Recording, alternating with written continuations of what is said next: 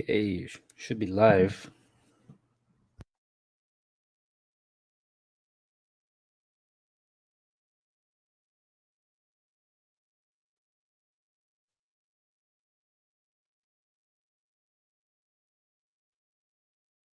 There's a bunch of live streams going on right now.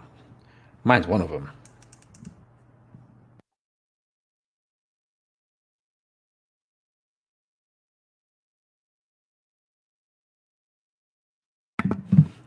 All right, let's get into this, shall we? That's literally what another live stream is called right now. Let's get into this. Let me just make sure I got some windows closed, though.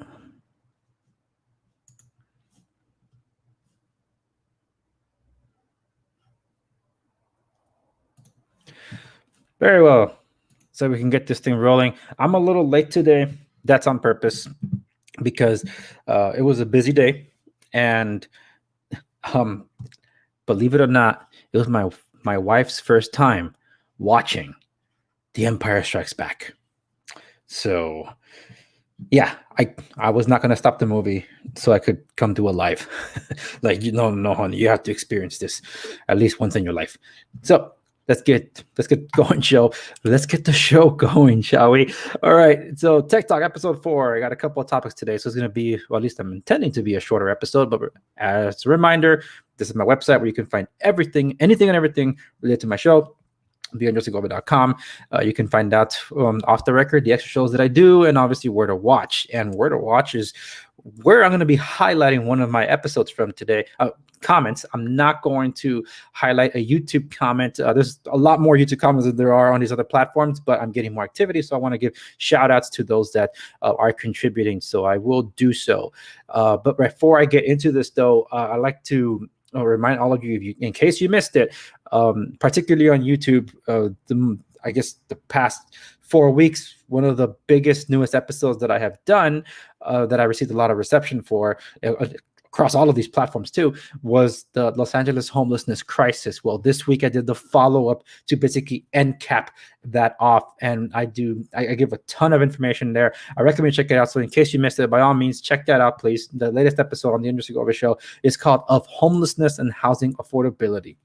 And it's a heavy topic, and yeah, it's a bit emotional too. But I recommend that you all check it out so you can get learned on it. Whether or not you live in the Los Angeles Orange County area, still, it's something that at least you should be made note about what happens when government runs amok. So yeah, that's the long and short of it. But here we go. The top comment of, I want to say last week, but it's actually from 2 weeks ago, because I don't get notifications on these other platforms about when I get comments on my videos. But this one from Tech Talk episode 2, which BitChute actually mirrors my episodes over. That sometimes they mirrored like within hours, but I noticed that live streams and premieres, they take way longer. There's not really a measurement to it. Sometimes it's just a few hours, and other times it's like a day, maybe 36 hours. But this one, this Just Trevor was responding to my episode where I did Tech Talk episode 2, discussing the Windows 11 leak, the Pixel 6 leak, the Apple Watch 7 rumors. And I talk about, well, we're talking about the Windows 11 leak. And this Just Trevor says, and I just got used to Windows 10.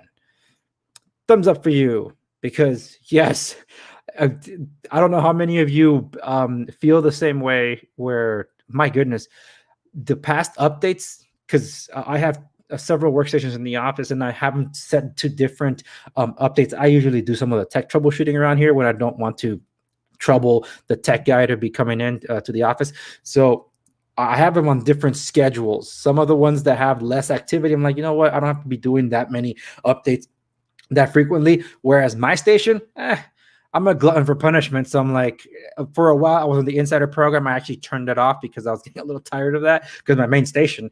So now I have it on the slow ring for the most part. So that's the most stable builds. But lately, oh my goodness, almost every function has been breaking on that thing. It's annoying.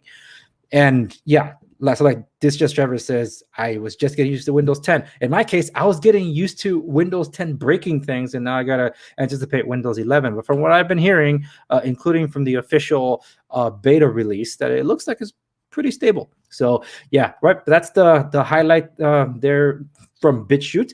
And for those of you that are watching in BitChute, thank you so much, because that right now, I believe, is the second most trafficked platform to my site, rivaling that of YouTube at this point, and closely behind that is Gap TV. So thank you to all those that watch across the other platforms.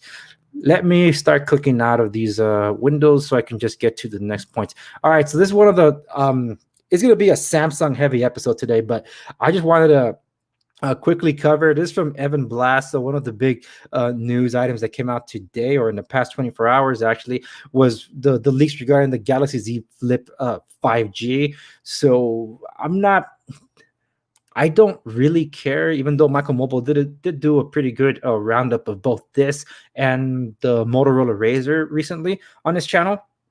Shout out to Michael Fisher. But I'm not all that into it until, well, I kind of saw this black one and it looks really cool. If it's made to look similar to the Samsung Galaxy S21 Ultra, whatever the hell these names are, man, that's just a lot of acronyms. But if it's, imagine that one folding, that'd be pretty cool. I mean, that thing looks a little matte, like a fraud, like a matte finish on glass, because I know it's going to be glass for sure. It's just that the technology really isn't there for me yet. So no, I'm not excited for it, but we shall see. I mean, you got to start somewhere, right? But yeah, that's the only news that I'm going to be touching on. Technically, it's been a bit of a slow week, not much of any interest. So the main topic of this tech talk is this in particular, because this is what I wanted to see. And MWC, if you can watch the live event if you want, Samsung finally unveiled their collaboration with Google. The Galaxy Watch will be the first device to feature the One UI watch and the new unified platform jointly built with Google. But is Samsung building the platform, or are they putting like an interface over the skin? So I wanted to react to some of this. I've looked up on some of these. Okay, I don't know. You can hear the sound. Last time on StreamYard, the sound of the videos weren't flowing, so I'm going to keep these things on mute. But okay, I like what they're aiming for, trying to make the phone and the watch kind of look like they belong together. So is that going to be like a UI design element that's going to be available on Wear OS devices? Because I know that the Pixel Watch has been rumored for the longest time. So is that going to look and feel like a Pixel? Just like this one's meant to feel like a UI interface, or One UI interface like the Samsung. It's not Tizen. It's Wear OS. So it looks fascinating. I mean, check this thing out. And now, of course, with the app ecosystem from Google on it. I've used, what was it called? Android Wear. I used Android before it became Wear OS. It was all right, I guess. I mean, it's what we had at the time. I used it on the Huawei Classic. And this one, I guess I like where they're going to keep a unified feel to it, but I think we're going backwards when this is Samsung's theme generator. I guess it's coming to Wear OS to give developers or I don't know, somebody the ability to bring more custom watch faces and stuff. Look, watch faces I don't think is what Wear OS needed per se. What people have to realize is that watches are watches. Can we let them be watches? That's actually why I really enjoy using my Galaxy Watch and my Gear Sport and my Active Watch too, because they're not trying to be a phone on the wrist.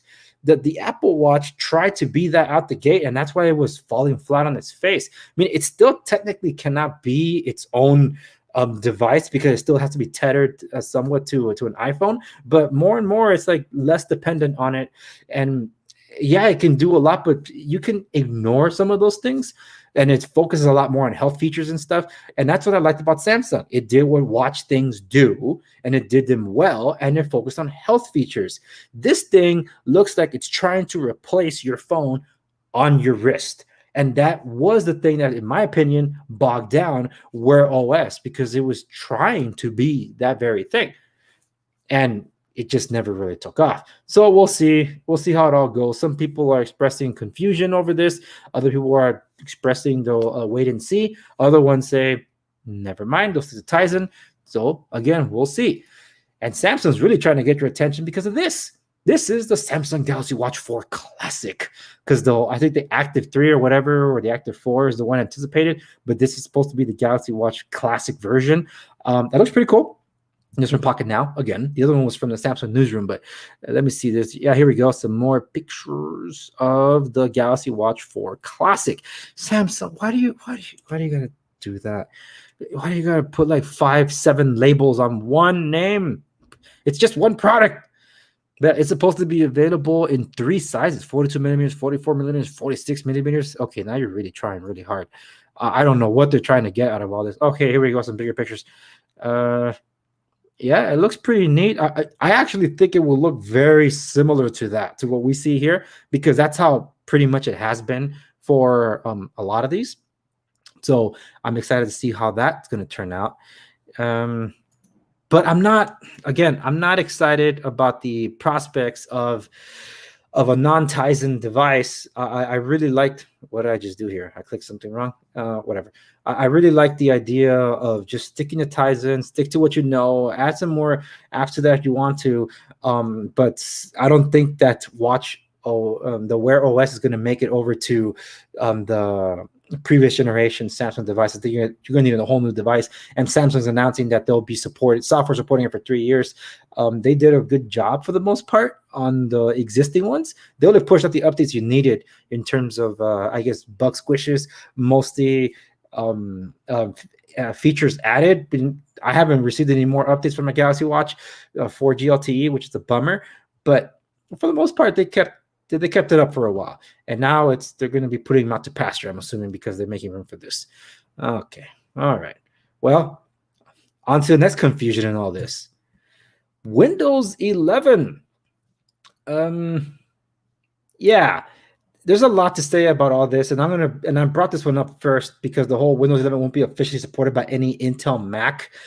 This has everything to do with what this thing is, TPM 2.0. Since technically BitLocker requires TPM for like encrypting on your Windows PC, if you have a desktop, odds are you can install something like an adapter to be able to get it. But if you have a laptop, you're SOL if you don't have it.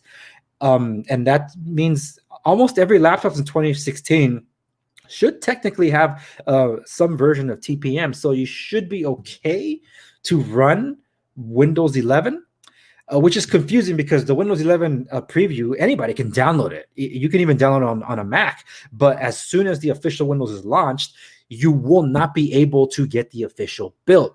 So then why release the beta to everything else? You're kind of misleading there, Microsoft. The whole PC health check to find out if, will your computer be able to update to the new Windows 11? That thing was a disaster. A lot of confusion was added because it looks like you can, and there's actually no, you can't.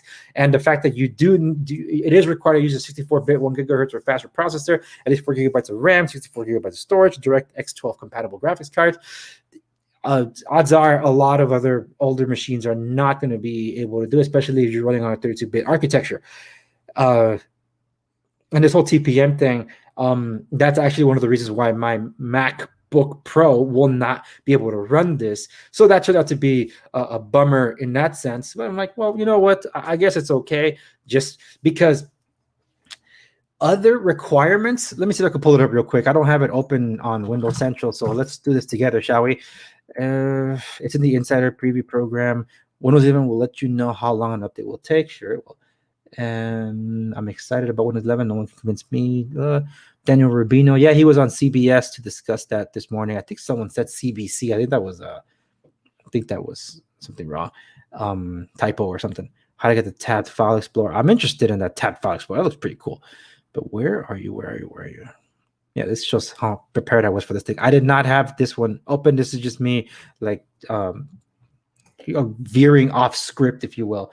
But it was somewhere here with respects to certain requirements from Windows 11, such as your computer needs to have a webcam in order for Windows 11 to operate on new machines. If it doesn't have one, you can't technically get it. And it has to do with, I think, Windows Hello and things like that. What I'm not liking is like Rob Braxman always talks about like the tracking stuff and all your computers, all of these things get bloatware, spyware. You could you can ghost the keystrokes and all that. There's so many different spy things you can do to a computer. You don't need those out of the box. And Windows 11 with Android app support, which we know how those things leech off personal data and activity.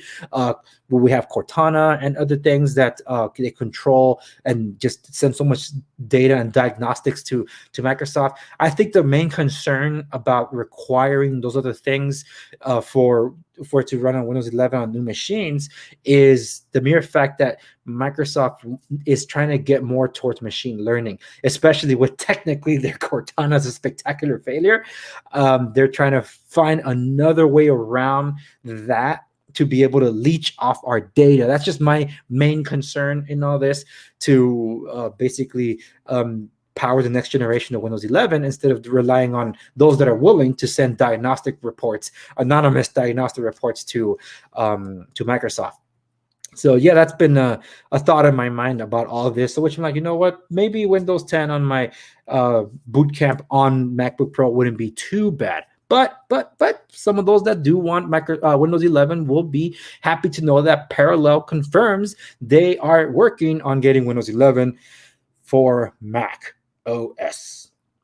We will surely do everything that's possible to make it happen. And this is from imore.com, sister website to Windows Central. So we'll see how all that turns out. All right. I wanted to keep this short, and I think I succeeded. So for those of you that are watching on BitChute, right now it is 9 p.m. Thursday, July 1st. I'm curious to know, if you're among the first to see this when it mirrors over to BitChute, let me know around what time you're seeing it, if you don't mind. I'm going to keep checking in throughout Friday to see when it posts because, like I said, sometimes it works, sometimes it doesn't. I have to manually upload it if I have to, but I will keep an eye. It's sometimes just delayed on BitChute. If it's like a regular posted video on YouTube, it'll mirror pretty quick to BitChute and Odyssey, the other place where I'm on. But when it comes to a live or a premiere, it takes forever. So I guess we shall see. Anyway, I have to go to work out, and that's what I'm going to do. Thank you so much for watching this episode 4 of Tech Talk. Like I said, a bit of a slow news week, but still some interesting things that happen. I don't know if I'm doing a Tech Talk next week, so keep an eye out on my socials. Follow me across all the socials for those of you that want to. And I guess because I mentioned that, let me pull this up really quick. Because you can follow me on Instagram, especially where I do, you could say, some live streams there every now and then. There's really no schedule to that. And I do love doing these coffee breaks, but I have not been able to do one in these past 2 weeks. I might do one tomorrow. I don't know. But you can definitely check me out there. And across these other ones, I'm looking to see what I'm going to end up replacing Twitter/Parler with. It might be Minds, it might be Gab in terms of activity and posting on social media. I'm intending to come back, but for now, everything is on Instagram. So you could check things out there for those of you that are interested. And I do want to talk about these decentralized platforms pretty soon because of the activity I've been getting. I want to give shout outs, but also highlight why it's important to have decentralized things. Hey, you like Bitcoin, you should be happy about all these decentralized platforms too that are alternatives to YouTube. But I also appreciate YouTube because they give me this platform to be able to do what I do. So I have to be grateful for something. Anyway, stay tuned for the next episode of the main program on Monday. It's a Local Broker React series, and I hope you get a kick out of it because I needed some kind of levity on heavy topics because I just wrapped up for the month of June my Fix California series. So this technically the next episode is still on that theme, but a little more humorous. It's a Local Broker Reacts, and I expect some flack for it too. So we'll see how far that goes. That's it. Thank you so much for watching. I'll see you in the next one, everyone. Oh, and have a happy 4th of July weekend. See ya.